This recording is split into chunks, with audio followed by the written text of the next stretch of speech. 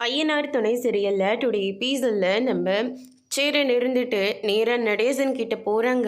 நீங்கள் அம்மாவை கொலை பண்ணீங்களா இல்லையான்னு இந்த ஊருக்காருக்கா தெரியும், எனக்கு தெரியும்னு நீங்கள் சொன்னீங்கல்ல. அப்படின்னா உண்மையாகவே அம்மா செத்ததுக்கு பின்னாடி என்னதான் மறைஞ்சிருக்கு, உண்மையை சொல்லுங்கப்பா அப்படின்னு சொல்லிட்டு கேட்கவும், இப்போதைக்கு என்னை கேட்காது, எல்லாமே நேரம் வந்ததுக்கப்புறமா நானே உங்கள் எல்லாருக்கிட்டேயும் எல்லா உண்மையும் நான் சொல்கிறேன்.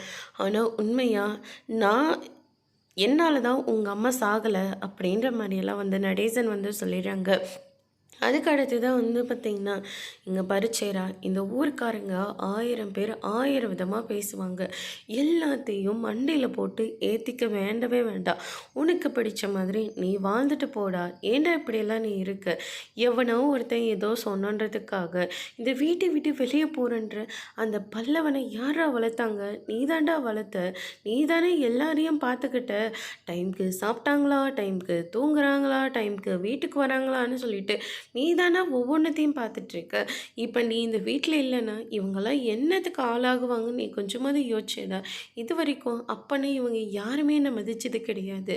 அப்பான்ற ஒரு உரிமையில் நீ மட்டும்தான் எனக்கு மரியாதை கொடுத்துட்ருக்க. நீ சொன்னால் மட்டும்தான் இவங்க எல்லாரும் எல்லா பேச்சையும் கேட்குறாங்க. நீ இந்த வீட்டில் இல்லைன்னா இவங்களோட நிலைமை என்னாகன்னு கொஞ்சமாவது நீ யோசிச்சு பார்த்தியா?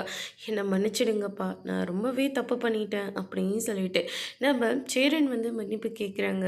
அதோட இன்னைக்கான பிரம்ம முடிச்சிருக்காங்க.